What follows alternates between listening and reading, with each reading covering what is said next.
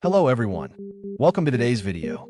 Today we're going to talk about a tool that can completely transform the way you think and dramatically improve your communication efficiency, the pyramid principle. It's not only an essential skill for McKinsey consultants, but also a secret weapon for countless professionals, entrepreneurs, and students who want to sharpen their logical thinking and communication skills. If you often feel like this, you have plenty of ideas, but struggle to explain them clearly. In meetings, your points come out messy and people can't grasp your main message. When writing reports or making presentations, you pile up tons of information but fail to highlight the core. Then today's content is something you definitely don't want to miss. The pyramid principle was first introduced by Barbara Minto, the very first female consultant at McKinsey. Just imagine, when those young consultants were talking to experienced business leaders, how could they possibly compete in terms of industry knowledge? What truly earned them the trust of clients was their ability to think and communicate with absolute clarity, the power of logic.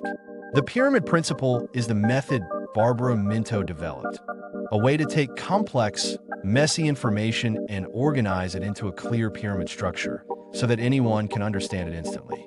I'm sure many of you have had this experience. When we think about a problem, all sorts of information flood into our minds. Other people's stories, our own experiences, things we've read online, all tangled together like a ball of yarn. The result? We can't even sort it out ourselves, let alone explain it clearly to others. The pyramid principle is all about untangling that mess, layer by layer. At the top, you have one core idea. Below that, the supporting arguments. And further down, the specific examples or data.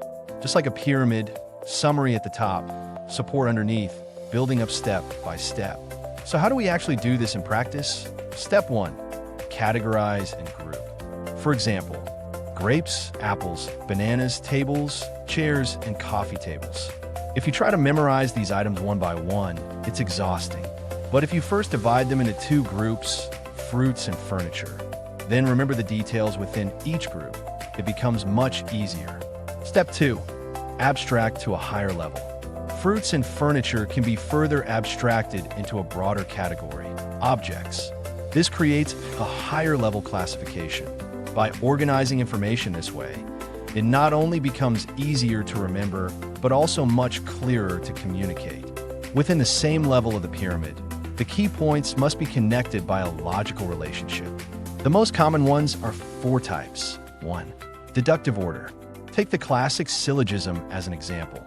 Major premise: all men are mortal. Minor premise: Socrates is a man. Conclusion: therefore, Socrates is mortal. In real-life applications, this often appears as a problem, cause, solution structure. For example, problem: Mr. Johnson has been running a high fever, because he caught a cold. Solution: take medicine and get plenty of rest. 2. Time order. For example, how to put an elephant into a refrigerator. Step 1, open the refrigerator door. Step 2, put the elephant inside. Step 3, close the refrigerator door. 3. Structural order. For instance, describing a tree: roots, trunk, branches, and leaves. Or dividing a map into the 5 regions: east, west, south, north, and center.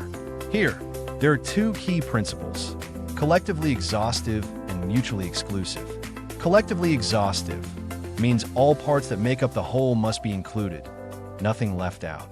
Mutually exclusive means the parts cannot overlap. So, if you describe a tree as consisting of roots, branches, and leaves, but leave out the trunk, it's not exhaustive. And if you describe the human body as head, torso, upper limbs, lower limbs, and feet, then lower limbs and feet overlap, so they are not mutually exclusive. 4. Order of importance. For example, ranking 5 problems from most important to least important, or classifying typhoon alerts as red, orange, yellow, and blue.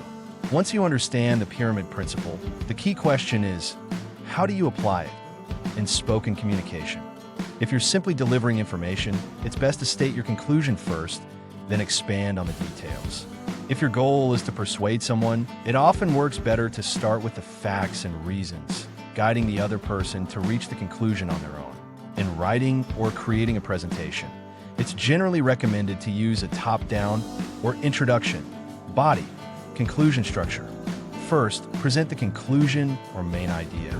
Then, expand with supporting points. Finally, wrap up with a summary. This way, your audience can quickly grasp the key message. The pyramid principle is not just a tool for clear expression. It's also a powerful method for problem solving. The logical steps are: 1. Is there a problem? 2. Where exactly is the problem? 3. Why does this problem exist? 4. What can we do? 5. What should we do? For example, let's say a company only achieved 60% of its sales target. Step 1. Confirm that there really is a problem. Step 2. Locate the problem. Which customers, which products, which markets, or which sales regions are falling short? Step 3. Identify the root causes. Is it because existing customers aren't growing enough? New customer acquisition is too weak? Or new product sales are too slow? By breaking it down step by step, you'll eventually uncover the real root cause. Finally, you propose solutions. And the key is to find answers at the intersection of what we can do and what we should do. What we can do focuses on our actual capabilities. What we should do emphasizes cultural, ethical, moral, or business necessities. That overlap is where the most practical solution lies. We can see that the advantages of the pyramid principle are: it helps clarify your thinking and reduces information overload. It improves communication efficiency, allowing others to quickly grasp the key points. It makes reports and presentations more logical and structured. But it also has its limitations.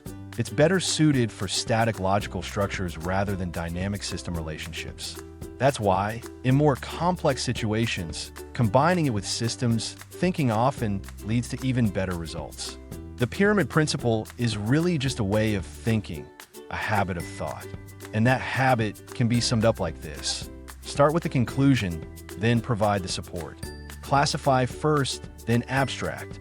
Keep everything clear, structured, and logically sound.